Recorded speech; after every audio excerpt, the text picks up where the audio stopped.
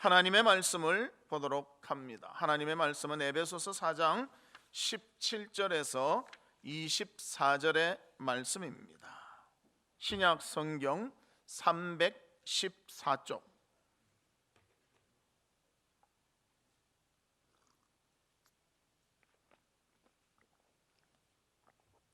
에베소서 4장 17절에서 24절의 말씀입니다. 한 절씩 교독하도록 하겠습니다. 그러므로 내가 이것을 말하며 주 안에서 증언하노니 이제부터 너희는 이방인이 그 마음에 허망한 것으로 행함같이 행하지 말라.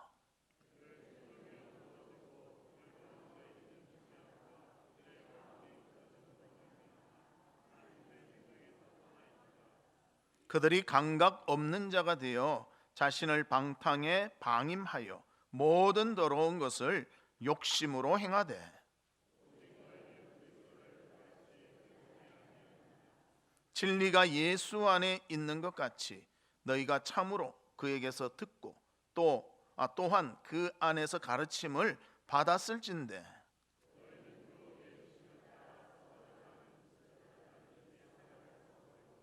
오직 너희의 심령이 새롭게 되어 하나님을 따라 의와 진리의 거룩함으로 지으심을 받은 새 사람을 입으라. 아멘. 성도 여러분, 한 주간 어떻게 지내셨습니까? 우리가 하루하루를 살아가는 것 다 하나님의 은혜인 줄로 믿습니다. 그 하나님의 은혜 가운데 감사하며 기쁨이 넘치며 오늘도 예배 가운데 주님을 만나며 하나님의 주시는 풍성함을 누리는 우리 성도님들 되시기를 주의 이름으로 축복합니다. 우리 옆에 분들과 인사 나누는데요, 우리는 새로운 피조물입니다. 그렇게 인사 나누도록 하겠습니다. 우리는 새로운 피조물입니다. 아니, 누군가 인사를 너무 똘똘하게 하시네요. 더한 축복이 있기를 바랍니다. 우리 그리스도인은 새 사람의 성품을 소유한 자들입니다. 믿기 전에는 옛 사람의 성품만 가지고 있었습니다. 그래서 죄를 지어도 죄인 줄도 모르고 죄의 심각성을 모르고 살아갔다는 것입니다. 그러나 예수를 믿는 순간부터 우리에게는 새 사람의 성품도 생기게 되었습니다. 이것이 생겼다고 옛 사람의 성품이 사라진 게 아니고요, 둘 다를 가지고 우리는 살아가게 된다는 것입니다. 그래서 우리는 이 두 개가 갈등하며 고민하며 충돌하며 살아가는 자가 되었습니다. 그래서 성화의 과정을 통해서 우리가 죽기까지 이 갈등과 고민은 계속 된다는 것입니다. 그래서 우리는 바울의 말대로 옛 사람은 벗어버리고 새 사람을 입으라, 그렇게 표현하고 있습니다. 갈등의 극복 방법이 이것입니다. 옛 사람은 벗어버리고 새 사람을 입으라.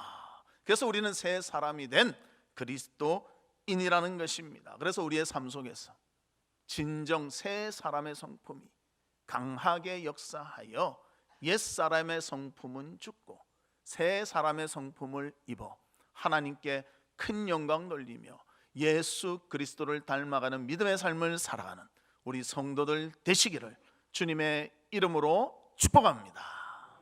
그러면 첫 번째로 새 사람이 된 우리 그리스도인에게는 어떠한 일이 있는가? 엄청난 변화가 있게 된다는 것입니다. 그리스도인이 되었다는 것은 무엇을 말하는가? 제일 중요한 것은요, 전혀 새로운 사람이 되었다는 것입니다. 예수 믿기 전에는 사탄의 이끌림을 받았고요, 사탄의 자녀의 삶을 살았습니다.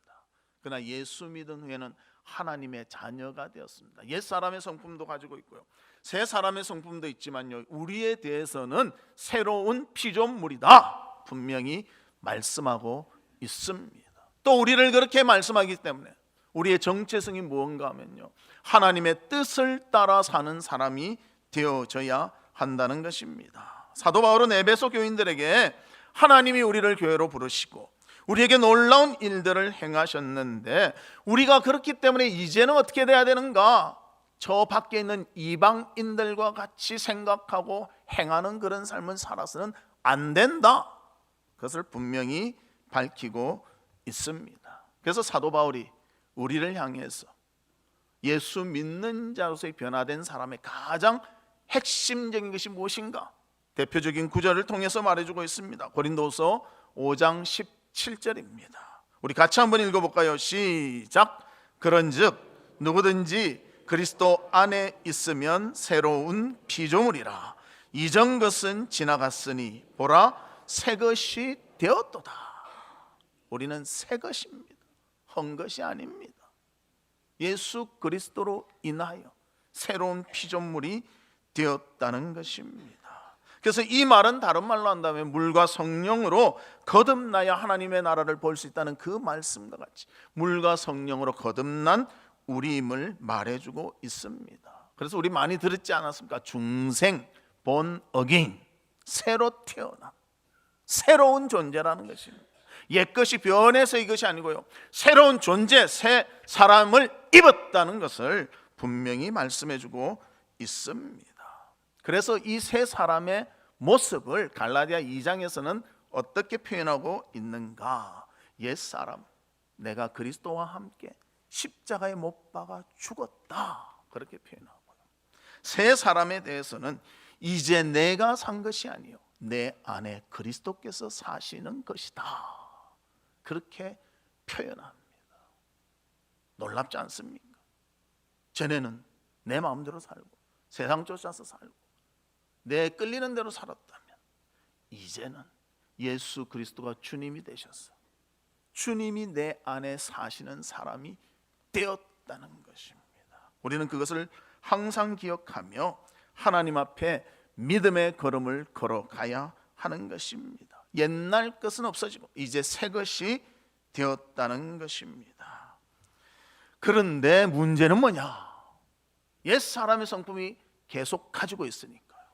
새 사람의 성품이 있음에도 불구하고 새 사람의 성품의 모습으로 사는 것이 아니라 옛 사람의 모습도 자꾸만 나타나게 되는 것이 문제라는 것입니다. 이거 무엇은 아닙니까? 새 사람이 되었다 했는데요, 옛 사람이 계속 나타난다는 것입니다. 그래서 우리는 어떠한 삶을 살아야 되는가? 아까도 말씀드린 것 같이 옛 사람은 벗어버리고 새 사람을 입으라. 죽는 날까지 이 영적인 싸움을 하면서 믿음의 승리를 가지면서 새 사람의 성품으로 주님께 보여지도록, 새 사람의 성품의 영향력이 강하게 나타나도록 우리는 믿음 가운데 살아가야 함을 성경은 말씀하고 있습니다. 그래서 사랑하는 성도 여러분, 우리는 엄청난 변화가 우리 가운데 있었습니다. 예수 믿는 순간에 엄청난 변화가 있었다는 것입니다. 그리고 새 사람의 성품으로 살아가야 한다는 사실을 분명히 깨닫고 새 사람의 성품으로 승리하며 살아가는 우리 성도들 되시기를, 중생의 아름다운 삶을 살아가는 우리 성도들 되시기를 주님의 이름으로 축복합니다. 그러면 두 번째로는 벗어버려야 할 옛사람이 있다는 것입니다. 옛사람의 특징은 무엇입니까? 하나님을 삶의 목적으로 삼지 않기 때문에 여러 가지를 성취하고 여러 가지를 노력하지만 허망한 것을 목표로 살아가는 자가 바로 옛사람의 특징이라는 것입니다. 당시 에베소 지역에는 참 이방인들에 인해서 많은 죄악들이 형성되고 있었습니다. 특별히 에베소 로마 지역에는 교역이 굉장히 활발했습니다. 상업도 발달했고요, 많은 사람들이 모이고요, 정말 대단한 도시였습니다. 그럼에도 불구하고 그 중심에 어떤 것이 있었는가? 고대 세계의 7가지 불가사의 중에 하나인 다이아나 신전이 있었다는 것입니다. 이 다이아나 신전은요, 여신을 숭배하는 신전인데 가장 도덕적으로 타락된 종교 중에 하나였습니다. 그래서 신전에서 매춘도 행하고요, 뇌물도 받고요, 범죄와 부도덕의 소굴이 되어버리고 말았다는 것입니다. 그래서 에베소 성도의 교인들이 그 옛 생활에 또 돌아가기도 하는 그런 잘못을 저질렀다는 것입니다.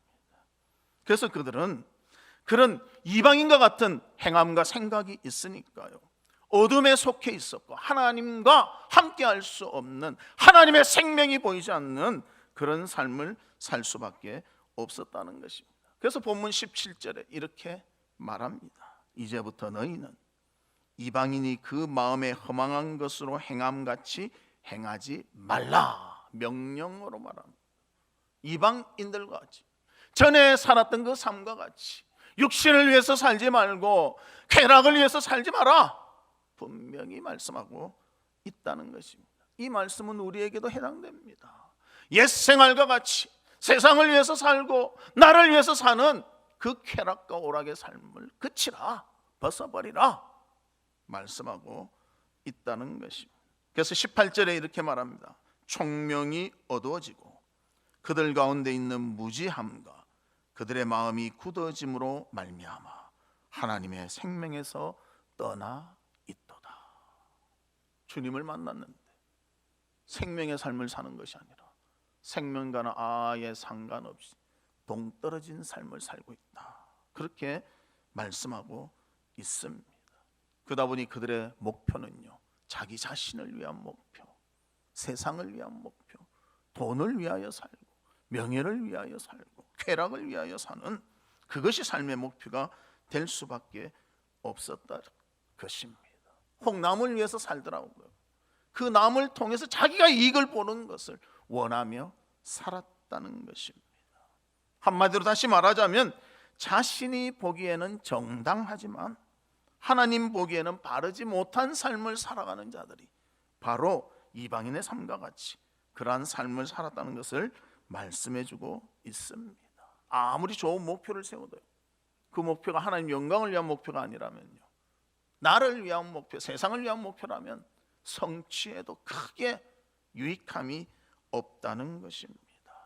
중요한 것은 무엇을 성취하느냐가 아니라 누구를 위하여 사느냐라는 것입니다. 우리는 하나님을 위하여 살아야 합니다. 어떠한 일이 있어도 주님을 위해서 살아야 합니다. 우리를 지으신 하나님의 목적이 주님이 영광받기 위해서입니다. 하나님을 기쁘시게 하고 그분을 영화롭게 하는 것, 이것이 삶의 목적인 것입니다. 이것에서 벗어난다면 어떤 것을 성취해도 진정한 가치가 될 수가 없다는 것입니다. 우리도 그런 착각을 하고 살지 않습니까? 뭔가 이뤄놓으면 되지 않습니까? 이뤘는데 하나님께는 영광이 안 돼요. 나한테는 유익한데, 사람들한테는 좋은데 그게 얼마나 유익이 있겠습니까? 우리 한국 사람들은 1등을 좋아하잖아요. 1등만 하면 무조건 좋대요. 반장만 하면 무조건 좋대요. 다 그것이 좋은 것은 아닙니다. 정당한 방법에 의해서 진실한 가운데 이루어져야죠. 거짓이 남발하고 뭐 1등만 했다, 모든 거 파묻는다, 1등하면 2등 3등 다 밀어버리고 나만 한다, 하나님의 방법이 아니라는 것입니다. 세상의 방법은 될 수가 있습니다. 하나님의 방법이 아니라면 무엇을 성취해도 하나님은 기뻐하지 아니하신다는 것입니다. 예수 믿는 사람이 되는 것은요, 내 중심의 삶을 사는 것이 아니라 하나님 중심의 삶을 사는 것입니다. 하나님이 기뻐하시는 것, 하나님이 원하시는 것, 하나님이 맞다고 하시는 것대로 살아야 가치 있는 삶이 될 수가 있습니다. 그래서 우리는 어쩔 수 없이 옛사람의 성품을 가지고 있기 때문에 이것을 버려야 한다는 것입니다. 자꾸만 버리고 또 버리고 또 버리고 평생 동안 이 일이 우리 가운데 이루어져야 하는 것입니다. 어떤 사람은 심지어는 하나님을 자신의 목적을 위해서 생각합니다. 하나님을 도깨비 방망이 같이 생각합니다. 하나님 복 주시옵소서 뚝딱, 건강 주시옵소서 뚝딱, 물질 주시옵소서 뚝딱. 목적이 하나님 영광이 아니라 건강과 돈이 된다는 것입니다. 그래서 우리는 오직 주 예수의 영광을 위해서 사는 믿음의 사람들이 되시기를 바랍니다. 그래서 로마서 13장 14절에 이렇게 말합니다. 오직 주 예수로 옷 입고 정욕을 위하여 육신의 일을 도모하지 말라. 명령어로 말합니다. 예수 그리스도로 옷 입고 정욕을 위해서 살지 아니하는 옛사람을 벗어버리는 주님의 귀하고 신실한 우리 성도들 되시기를 주의 이름으로 축복합니다. 세 번째로는 새 사람을 입으라는 것입니다. 제가 옷을 이래 입고 왔는데요, 집에서 입던 잠옷바람을 안에 입고 이것을 입었다면 얼마나 우습겠습니까? 여러분 앞에 나오려면요, 집에 있었던 옷은 벗어버리고 옛것은 벗어버리고 새 옷을 입어야 한다는 것입니다. 이 새 옷을 입는다는 것은요, 하나님의 눈높이로 산다는 것을 의미합니다. 옛사람의 죄와 허물은 벗어버려야 하고 또 그 옛사람은 죽어야 하고 새 사람 그리스도와 함께 살리심을 받는 그 믿음의 삶을 살아가야 한다는 것입니다. 그래서 바울은 두 가지를 말합니다. 의와 거룩으로 말하고 있습니다. 의라는 것은 무엇인가? 우리가 하나님의 은혜로 이미 새 사람이 되었으므로 새 사람답게 살라는 것입니다. 그래서 의로움이라는 것은 하나님의 진리를 아는 것입니다. 그것을 조차 살아가는 것입니다. 생각과 말로 행하는 것이 아니라 하나님의 말씀을 조차 모든 것을 감당해 나가야 한다는 것입니다. 그리고 내 삶이 하나님의 인정을 받아야 되며 하나님의 뜻을 쫓아서 살아야 합니다. 그래서 말씀을 가까이 합니다. 진리를 알아야 진리를 깨닫고 행하기 때문입니다. 그리고 기도합니다. 하나님이 무엇을 원하시는지 주님과 교제를 통해서 기도합니다. 찬양을 통해서요, 하나님을 기쁘시게 하기 위해서 내 마음을 드리고 내 기쁨을 드리는 것입니다. 그래서 하나님을 아는 데 최선을 다하고 하나님을 체험하기 위하여 수고하고 하나님께 영광 돌리기 위하여 나의 모든 것을 드리는 삶을 살아간다는 것입니다. 의라는 것은요, 주님의 기뻐하는 일을 통해서 하나님의 뜻대로 하나님의 눈높이를 맞춰서 기쁨으로 살아가는 것, 이것을 말하는 것입니다. 그러면 거룩은 무엇입니까? 우리가 세상 속에서의 죄를 하나님의 능력을 힘입어서 하나씩 이겨낼 때 얻게 되는 것입니다. 그래서 우리의 죄된 찌꺼기를 벗겨내는 것이 거룩해지는 모습이라는 것입니다. 의란 것은 말씀과 기도와 찬송과 하나님을 가까이 하는 것을 통해서 입혀지는 것이고요, 거룩이란 것은 죄된 것을 벗어버림으로 인해서 하나님 앞에 바르게 선다는 것을 의미한다는 것입니다. 그래서 우리가 거룩하기 위해서 수고하는 사람들은 어떤 생각을 많이 하는가? 과연 하나님이시라면 어떻게 하실까? 하나님이 원하시는 것이 무엇일까? 하나님께 영광이 되는 것이 무엇일까? 이것을 고민하며 살게 되는 것입니다. 그래서 우리는 의도적이라도 새 사람을 잊기 위하여 하나님의 말씀이 바르게 우리의 삶에 적용되게 하기 위해서 기도하며 살기 위해서 찬송하며 살기 위해서 하나님께 가까이 가기 위해서 의도적으로라도 새 사람을 입으려고 노력해야 되고요, 옛 사람을 벗어버리고 죄된 것은 벗어버리고 하나님 앞에 바로 서기 위해서 헌신하며 살아가야 한다는 것입니다. 그래서 하나님의 은혜를 힘입어 우리는 믿음의 아름다운 삶을 살아갈 수가 있게 되는 것입니다. 소금 중에는 암염이라는 소금이 있습니다. 이 암염의 특징은요, 공기 중에 노출되어 있으면 짠맛이 사라져 버린다는 것입니다. 성경에도 보면 소금이 짠맛을 잃으면 길가에 버려져 사람들에게 밟힐 뿐이니라 말하지 않습니다. 짠맛을 잃어버리면요, 소금이지만 소금이라고 말할 수가 없다는 것입니다. 그리스도인이 마찬가지입니다. 의와 거룩으로, 의로 힘있고 거룩으로 정결케 되지 아니한다면요, 크리스찬이라는 말을 붙이기가 애매하다는 것입니다. 우리는 크리스찬이지만 옛사람의 성품, 새사람의 성품 두 개를 다 가지고 있습니다.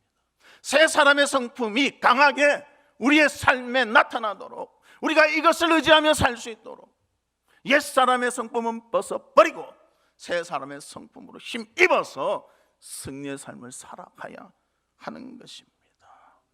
이게 우리의 노력만으로 될까요? 아니요, 하나님의 도우심이 있어야 합니다.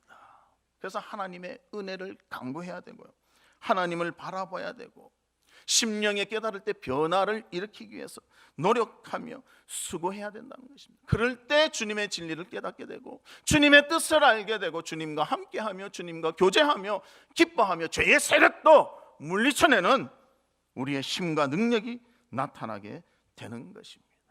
그리고 하나님께 간구할 때 하나님께서는 그것을 들으시고 공급해 주시는 것입니다. 문제의 열쇠는 하나님께 있습니다. 우리의 노력은요, 열쇠를 찾는 것이고 하나님은 수고하며 노력하는 자에게 그 열쇠를 건네 주신다는 것입니다. 그 의미를 알고 우리가 항상 하나님 바라볼 수 있는 믿음의 걸음을 걷는 성도들 되시기를 주님의 이름으로 축복합니다. 우리가 잘 아는 작가 중에 마지막 잎새, 크리스마스의 선물, 이 작품을 지은 우리 작가가 있습니다. 윌리엄 시드 포터라는 자인데요, 그는 미국의 작가요, 소설가입니다. 그런데 그 이름보다는 더 알려져 있는 이름이 오 헨리라는 이름입니다. 그는 필자명을 고쳤어요. 어떤 일이 있었는가? 원래 시드니 포터는요, 사기죄를 짓고 감옥에 갇혔던 범죄자였습니다. 그런데 그가 감옥에서 신실한 크리스찬을 만났습니다. 그 크리스찬은 오렌 헨리라는 간수였는데요, 그를 통해서 큰 감명을 받은 것입니다. 그래서 그는 감옥에서 크리스찬이 되었고 또 전 이름을 바꿔버리고요, 간수의 이름을 따라서 오 헨리라고 이름을 바꿨다는 것입니다. 그리고 그 이름으로 놀라운 작품들을 많이 기록했습니다. 그가 감옥에서 나올 때 간수가 손을 흔들면서 이렇게 말했다고 합니다. 우리들의 이름을 잘 지키십시오. 전에는 사기죄에 속하는 죄를 범하던 거룩이 없었던 새 사람을 심입지 못했던 그런 삶을 살았다면 이제는 깨닫고 예수 그리스도로 인해서 거룩을 위하여 살고 의를 힘입어 사는 그런 자가 되었으니 우리 이름 잊지 마십시오. 예수 그리스도 잊지 마십시오. 그렇게 말했다는 것입니다. 이렇게 변화된 삶을 사니까 그는 놀라운 작품과 더불어 하나님께 영광 돌리는 귀한 삶을 살 수가 있었습니다. 사랑하는 성도 여러분, 우리는 새 사람을 입은 그리스도인입니다. 새 사람입니다. 우리에 대해서 구원받았다고 말합니다. 하나님의 자녀라고 말합니다. 그러나 우리 속에는 옛 사람의 성품이 있고 새 사람의 성품이 있습니다. 새 사람의 성품이 강렬하게 나타날 수 있도록 하나님의 의와 하나님이 주시는 거룩함으로 온전히 바로 서는 우리 성도들 되시기를 주님의 이름으로 축복합니다. 말씀의 결론을 맺겠습니다. 우리는 그리스도인으로서 새 사람의 성품을 가지게 되었습니다. 엄청난 변화가 우리 가운데 이루어진 것입니다. 옛 사람의 성품은 벗어버리고 새 사람의 성품을 입으라, 바울은 말하고 있습니다. 우리가 새 사람의 성품을 입기 위해서 하나님의 말씀과 기도와 찬송과 하나님과의 교제를 통하여 의를 힘입고 죄악된 것을 버리면서 거룩을 힘입어 하나님 앞에 아름다운 모습으로 영광 돌리는 모든 성도들 되시기를 주의 이름으로 축복합니다. 이 시간 우리 같이 기도하는데요, 하나님 아버지, 우리에게는 놀라운 변화를 주셨습니다. 하나님의 자녀된 변화를 주셨습니다. 버려야 할 옛사람 다 버리게 하시고 새 사람을 힘있게 해 주시옵소서. 하나님의 의와 거룩으로 새롭게 되게 하여 주시옵소서. 우리 다 같이 동성으로 기도하도록 하겠습니다. 하나님 아버지, 주님의 은혜와 사랑을 감사합니다. 우리는 세상에 속했고 나만을 알고 이기심으로 가득 찼던 아버지 저희들이었지만 예수 그리스도의 새로운 성품을 주시사 주의 자녀 되게 하여 주시니 감사를 드립니다. 세상에 속했던 옛사람의 성품을 벗어버리고 하나님에게 속한 새 사람의 성품을 힘입어 주님 앞에 바로 서기를 원합니다. 말씀과 기도와 찬송과 하나님과의 교제를 통한 의로 힘있게 하여 주시고 죄악된 것을 벗어버리며 거룩에 이를 수 있도록 주님이 도와 주시옵소서. 그리하여서 우리에게 주신 그 놀라운 사랑, 놀라운 모습으로 하나님께 영광 돌리며 감사하며 찬송 부르며 살아가는 저희들이 될 수 있도록 주님이 도와주시고 주님이 역사해 주시옵소서. 하나님 아버지 감사합니다. 예수 그리스도로 인하여 이제는 하나님의 자녀된 놀라운 변화를 입은 저희들이 되었습니다. 옛 사람의 성품은 벗어버리고 새 사람의 성품으로 힘입어 의와 거룩함으로 하나님 앞에 다가가는 저희들이 되도록 도와주시옵소서. 예수 그리스도의 이름으로 기도하옵나이다. 아멘. 지금은 우리 주 예수 그리스도의 은혜와 하나님의 무한하신 사랑과 성령님의 감화, 감동, 위로, 교통하심이 그리스도로 인하여 새로운 피조물 되어 하나님의 의와 거룩으로 영광 돌리며 살기를 소망하는 우리 사랑하는 성도들 위에와 성도들의 가정과 나가는 직장과 행하는 사업과 바라고 소원하는 모든 일들 위에 지금으로부터 영원토록 함께 있을지어다. 아멘.